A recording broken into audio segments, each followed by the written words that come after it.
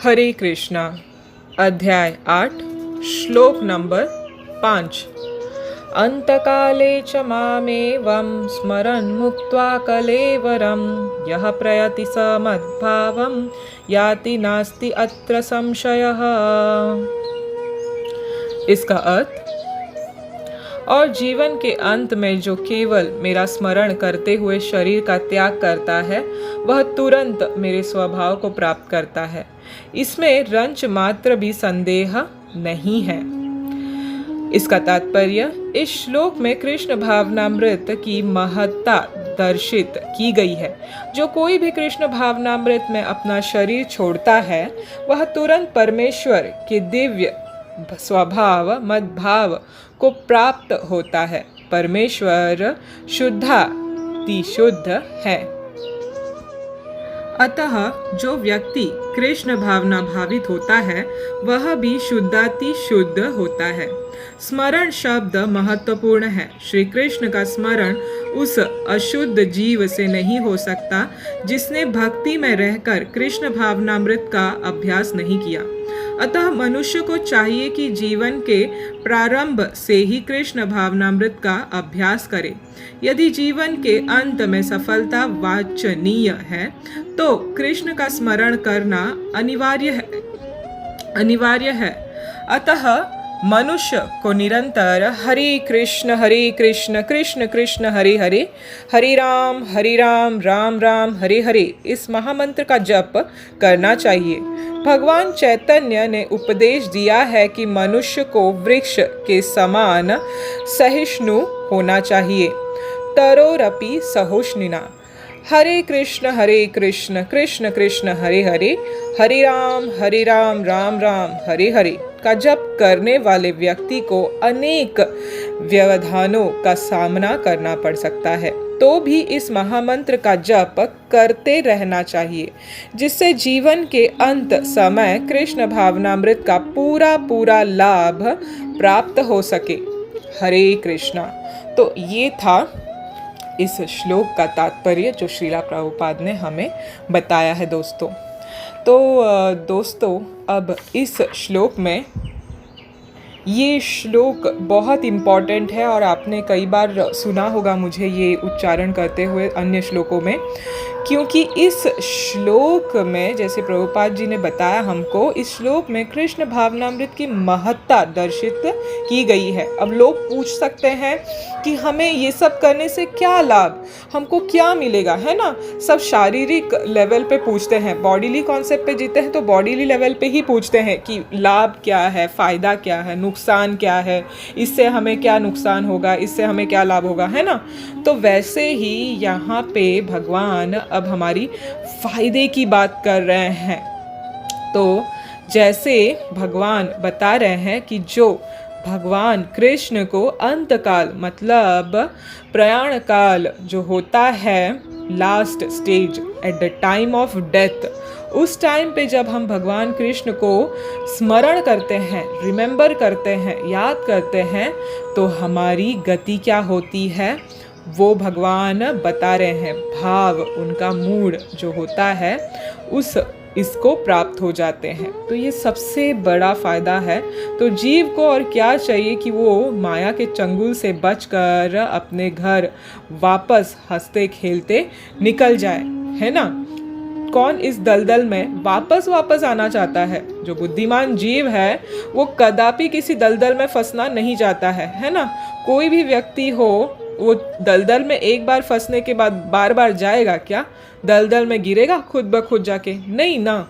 तो वैसे ही जो बुद्धिमान जीव है, जो उसको पता चल जाएगा कि ये माया का दलदल है, तो हमें इसमें बार बार नहीं फंसना है, बल्कि यहाँ से छूट निकलना है, निकल जाना है, अपने स्वभाव को प्राप्त करना है।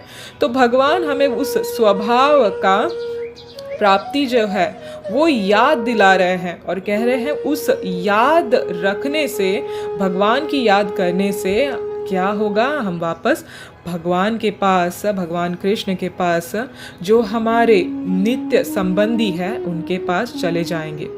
तो इसमें मोस्ट इम्पॉर्टेंट जो इफ़ेक्टिव चीज़ है, जो जिसको हम नियंत्रित कर सकते हैं हमारे माइंड को, हमारे मन को, जो कि सबसे बड़ा दुश्मन भी है और सबसे बड़ा मित्र भी है, तो इसको कैसे नियंत्रित कर सकते हैं? मोस्ट इफ़ेक्टिव मेथड है हरिनाम संकीर्तन, हरे कृष्ण महामंत्र का जप करना, जो श्रीला प्रभुपाद बता रहे हैं। दो बार उन्होंने इसको उल्लेख किया है अपने तात्पर्य में, है ना, एक बार नहीं। हरे कृष्ण कृष्ण कृष्ण हरे हरे, हरे राम राम राम हरे हरे।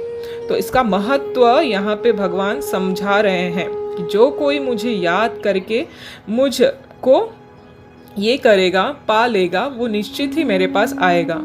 तो यहाँ पे सबसे इम्पोर्टेंट जो है वो हमें सीखने वाली बात ये है कि ये जो रिमेम्बरेंस है, ये जो याद है, ये तभी पॉसिबल है जब हमने अपने जीवन काल में बार बार भगवान को याद किया है, कांस्टेंट रिमेम्बरेंस हमारी हुई है, जहाँ पे हमने प्योरेस्ट ऑफ द प्योर, भगवान को कहते हैं शुद्धाति शुद्ध, तो मतलब शुद्धों में भी अति शुद्ध। तो वैसे ही जब शुद्धातीत शुद्ध को हम याद करते हैं, हम इम्प्योर सोल, जो दूषित आत्माएं हैं, हम जब उनको याद करते हैं तो अपने आप हम भी शुद्धातीत शुद्ध हो जाते हैं और उनको पाने की सक्षम हो जाते हैं। कभी अंत काले, प्रयाण काले, ये काल में हम उनको पा लेते हैं। और क्या होता है? कलेवरम, जो कलेवर है, हमारा शरीर है, उसको जो हम त्यागते हैं तो हम तो आत्माएं हैं, आत्मा वापस अपने प्रभु जो परमात्मा है, श्री कृष्ण है, उनको पा लेता है। तो उसकी जो विधि है बताते हैं श्रीला प्रभुपाद, उस मूड में आना ज़रूरी है, कम से कम सत्व गुण तक तो आना ज़रूरी है, जहाँ पे हमारी चेतना बनी रहेगी। और फिर भगवान के बारे में सोचना बारंबार, ये उससे ये होता है, ये आप हर कार्य प्रणाली में, हर कार्य में क्या कर सकते हैं कि भगवान का नाम लेते हुए वो कार्य करेंगे तो अपने आप हमारी कॉन्शियसनेस है वो डेवलप हो जाएगी कृष्ण कॉन्शियसनेस में। छोड़ना कुछ नहीं है दोस्तों, यहाँ पे सिर्फ भगवान का नाम पकड़ना है, बस करना जो भी कर रहे हैं हम, अपना कार्य जो भी काम धंधा है जो भी है वो तो चालू रहेगा ही, मगर जैसे ही हम उसमें नाम, हरिनाम शामिल कर लेंगे तो वो अपने आप शुद्ध होते चला जाएगा और हमें सही गलत की पहचान भी हो जाएगी अपने आप। तो उसके लिए चैतन्य महाप्रभु ने बहुत अच्छी शिक्षा दी है अपने शिक्षामृत में कि जितना हो सके जो विपदाएं आती हैं, जब उनको हमें टॉलरेट करना है, सहन करना है और इस महामंत्र का जप करते रहना है। क्यों? क्योंकि व्यवधाएं मतलब प्रॉब्लम्स, इम्पीडिमेंट्स, ये तो आएंगी, निश्चित आएंगी, मगर डरना नहीं है, पूर्ण धैर्य से हमें आगे बढ़ते रहना है, महामंत्र का जप करते रहना है। क्यों? क्योंकि माया का क्षेत्र में हम रहते हैं, माया नहीं चाहती कि हम उसके चंगुल से बच निकले, तो पूरी तरह से हथियार लेकर हमारे पीछे पड़ जाएगी। ओ, ये तो मेरे चंगुल से भाग रहा है, इसे तो नहीं छोड़ सकते भैया। तो फिर वो तरह तरह के हमको अट्रैक्टिव थिंग्स ला के दिखाएगी, हमें सताएगी, परेशान करेगी, हर तरह से, मतलब साम वेद दंड सब अपनाएगी, मगर हमें किसी भी चीज़ में धोखा नहीं खाना है। क्यों? यहाँ पे बात क्या हो रही है? घर वापस जाने की बात हो रही है, हमारे असली स्वरूप में आने की बात हो रही है, वापस यहाँ पे दलदल में फंसने की बात नहीं हो रही है। तो ये चीज़ हमको अच्छी तरह से समझना है, यहाँ पे क्या बताया जा रहा है, किस चीज़ के बारे में बताया जा रहा है। जैसे कि एक माता जी एक बार मुझे कह रही थी, बहुत सुंदर बता रही थी वो, कि उनके एक रिश्तेदार थे, वो बस शरीर त्याग करने ही वाले थे। तो ये जो माताजी थी, ये भक्ता थी, बहुत अच्छी भक्ता हैं, इस्कॉन की हैं। तो उनको बहुत दया आया उन पे और उन्होंने श्रीला प्रभुपाद का वहाँ पे हरे कृष्ण महामंत्र का रिकॉर्ड चलाया। तो ये हर भक्तों के घर में होता है, श्रीला प्रभुपाद का रिकॉर्ड लगाते हैं, जिससे पवित्र वातावरण जो है पवित्र हो जाता है प्रभुपाद जी के कीर्तन से। क्योंकि वो शुद्ध भक्त है। और शुद्ध भक्त के जो मुखारविंद से जब हम सुनते हैं तो हमारे कर्ण कमल और जो ये है हृदय है वो क्लीन हो जाता है, शुद्ध हो जाता है। तो वो बोल रही थी कि मैंने तब तुरंत अपने घर से वो रिकॉर्ड में लेके आई श्रीला प्रभुपाद का और उनके घर में मैंने लगा दिया, ताकि वो सुनते हुए उनका प्रयाण काल जो है, अंत काल जो है वो अच्छे से हो जाए और वो निश्चित ही भगवत धाम निकल जाए। तो अब जैसे प्रभुपाद जी ने बताया है, ये इतना भी इजी नहीं है।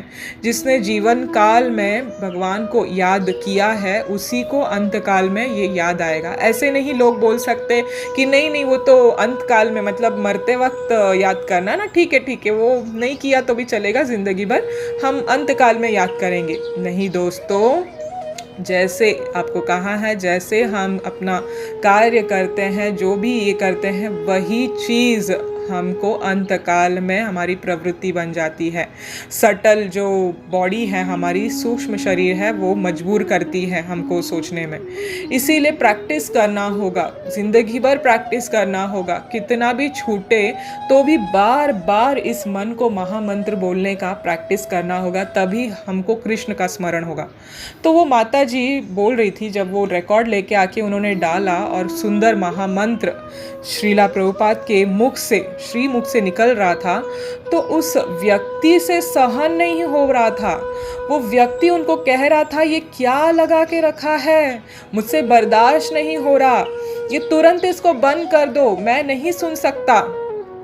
तो माता जी जो थी वो बहुत अच्छी भक्ता है, अभी तो वो मंदिर में सेवा करती हैं।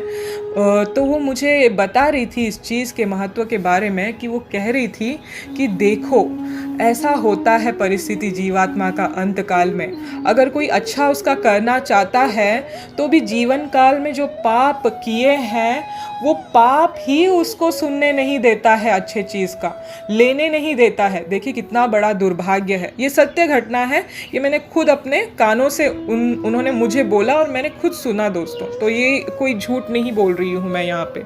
तो मुझे भी बहुत दुख हुआ। वो बोली कि उन्होंने बहुत तकलीफ में शरीर त्याग किया और मुझे बहुत दुख हुआ कि मैं उनके लिए कुछ नहीं कर पाई, क्योंकि महामंत्र कान पे पढ़ना और मुख से निकलना अंत काल में बहुत बड़ी बात है, बहुत बड़ी बात है। ये कोई साधारण जीव के मुख से नहीं आ सकता। जिसकी कृष्ण भक्त की संगति हो या किसी कृष्ण भक्त के संपर्क में हो, भगवान के ही स्वयं संपर्क में हो, शुद्ध भक्त के संपर्क में हो, उसी के मुख से ये महामंत्र निकलता है, हरे कृष्ण महामंत्र निकलता है अंतकाल में। तो इस कथा से दोस्तों हमको सीखना चाहिए कि जितना हो सके उतना प्रयास करें। ज़्यादा दुखी होने की ज़रूरत नहीं है, नहीं हमसे नहीं होता, छोड़ देना, फिर नहीं करना। छोड़ देंगे तो क्या आप छूट जाएंगे क्या? माया आपको छोड़ देगी क्या आसानी से? वो तो वैसे भी पड़तालित कर रही है, हमको सता ही रही है, तो कौन सा बड़ी बात है। थोड़ा कुछ कीमत चुकाने से हमको हमारे घर वापस जाने के लिए मिल रहा है, तो इतना तो हम कर सकते हैं, है ना। तो प्रैक्टिस करना है, अभ्यास करना है, जैसे भगवान अर्जुन को बताते हैं, अभ्यास करने से ही हम क्या होंगे? परफेक्ट होंगे। Practice makes man perfect. इसीलिए निरंतर स्मरण करना है, या तो जप करते रहना है, या तो कीर्तन सुनते रहना है। ये तीन चीज़ में से कोई एक चीज़ हम पकड़ लेंगे ना, तो हमारी निश्चित है अंत काले च मामेवं स्मरण मुक्त्वा कलेवरम, अच्छा ही अच्छा होगा, straightly to the Bhagavat Dham, back home, back to Godhead. इसीलिए ये चीज़ याद रखिए दोस्तों, हर किसी संदर्भ में, आप मुश्किल में हो, अच्छे में हो, खुशी का मोमेंट हो, कुछ भी हो, हर परिस्थिति में हरे कृष्ण महामंत्र का जप करते रहिए, ऐसा इसका फ़ायदा है। हरे कृष्ण कृष्ण कृष्ण हरे हरे, हरे राम राम राम हरे हरे। श्री कृष्ण भगवान की जय, श्रीला प्रभुपाद की जय।